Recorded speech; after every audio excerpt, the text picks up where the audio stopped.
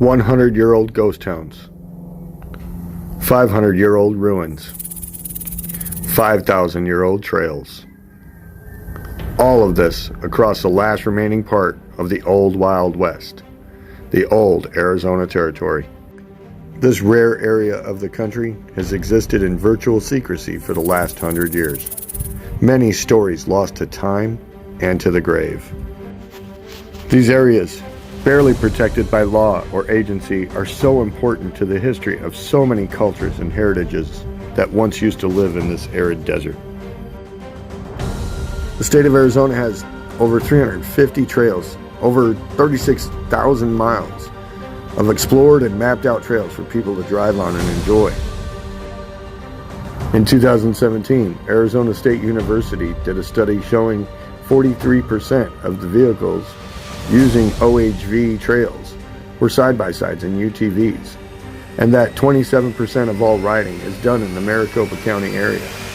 But less than $2 million went to maintain and protect all the trails across the entire state. As in the name of progress, the state is expanding with highways, hotels, and houses into this area. So the Old Arizona Territory Preservation Society is inviting you to join us in saving history. Our fundraising events, like our land preservation tokens, will help us acquire the land so that we may be able to set up living museums so that future generations can see what it was like to live in the old Wild West.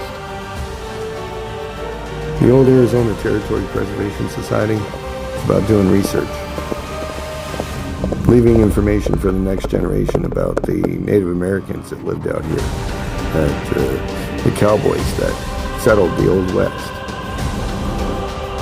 the freed slaves that came out here from the South in 1865 and built towns, just to abandon them by 1965 because of the Civil Rights Movement.